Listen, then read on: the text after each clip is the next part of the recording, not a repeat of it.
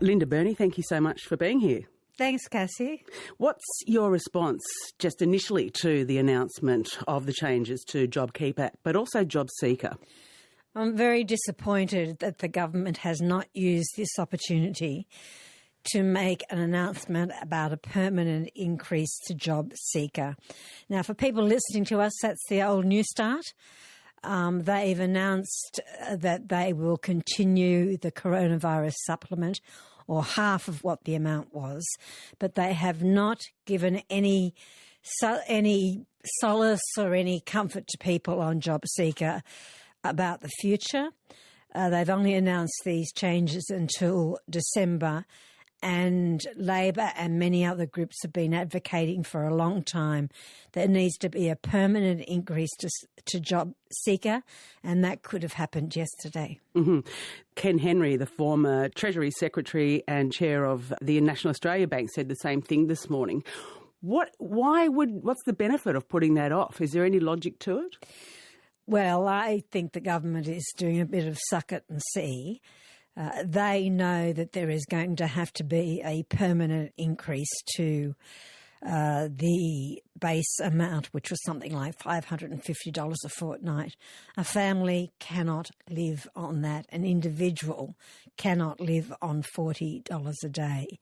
And I don't need to recite the fact that people were skipping meals and trading off heating and things like prescriptions and children's excursions.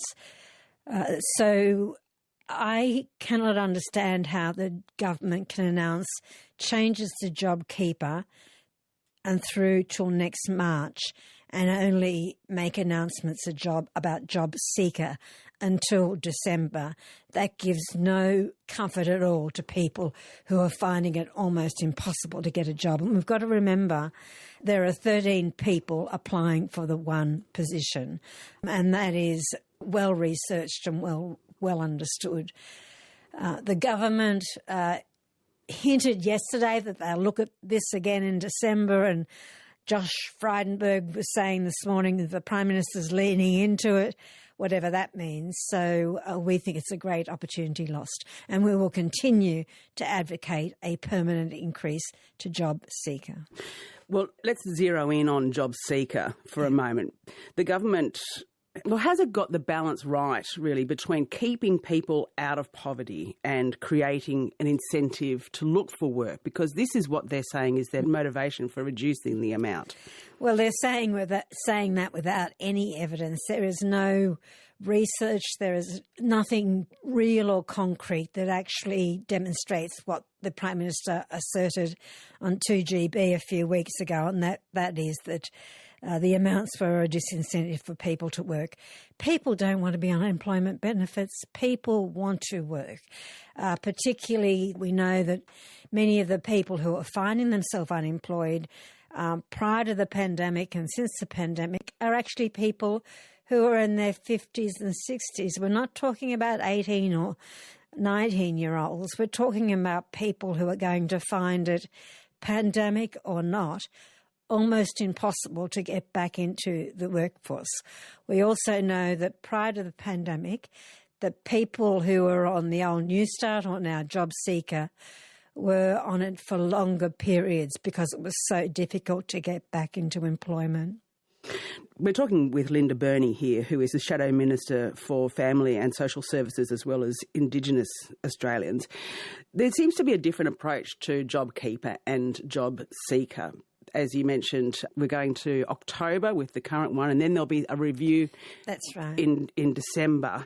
But with JobKeeper, it's been extended right through to March. Why the different approaches? What's the logic there? Well, you would have to ask the Treasurer and the Prime Minister what the logic is. I don't understand what the logic is. Obviously, JobKeeper is meant to keep people connected to their employer, and JobKeeper is paid to the employer, not the individual employee, whereas JobSeeker is paid to the individual. I just hope, Cassie, that we aren't seeing the government revert to their old playbook of beating up on people that are unemployed. We know that people that are unemployed want to work. We see so many young people. Let's remember job seeker applies to widows' pensions, it applies to students, it applies to a whole range of other people other than those that are on New Start. And they are people, in many cases, that are starting out on their career and they're fearful for what the future holds. And I think it is incumbent on the government to provide certainty to people who are in that category. There's also the mutual obligation requirements, which will be introduced. I think 4 jobs, is it? I think in a fortnight you have to prove that you've applied for.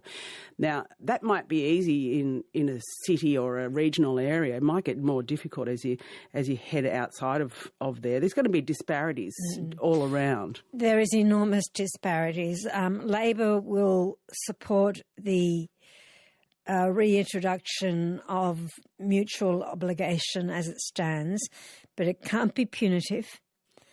It can't be a disincentive to actually work.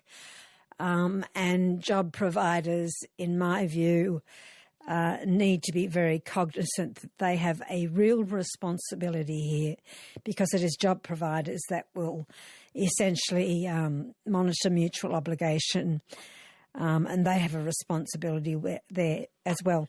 Mutual obligation is mutual. So the obligation shouldn't be just on the person receiving the payment.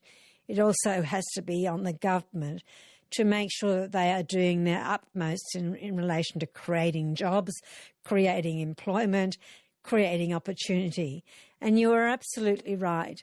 I've been to many remote Aboriginal communities where there is simply no employment or almost no employment. So mutual obligation has to be not punitive and has to be useful. That's what we see as really important. On Monday, Linda Burney, we had a caller, Eli, a young woman who's a mechanical engineer, really calling out to her government, asking for the language to encourage and to give a sense of the potential that's in people right now who may not be able to access employment. And she was looking at renewable energy, and she was sort of saying, I want a plan, I want to see a plan, I want to see leadership on this. What could be done? Like, what are those sort of grand schemes? Does Labor have conversations about this? Well, what Eli is expressing is what I hear a lot of young people talk about, and older people as well. You know, we are productive. We want to be part of healing this country. We want to be part of the rebuild of this country, and it is the responsibility of governments, and I would also argue parliaments, to provide that encouragement, to provide that leadership, and make sure that our language is not about you owe us something, but we actually owe you, because you are there saying, I want to be part of healing this country. Linda Burney, thank you very much for sparing us some time this morning. Thank you.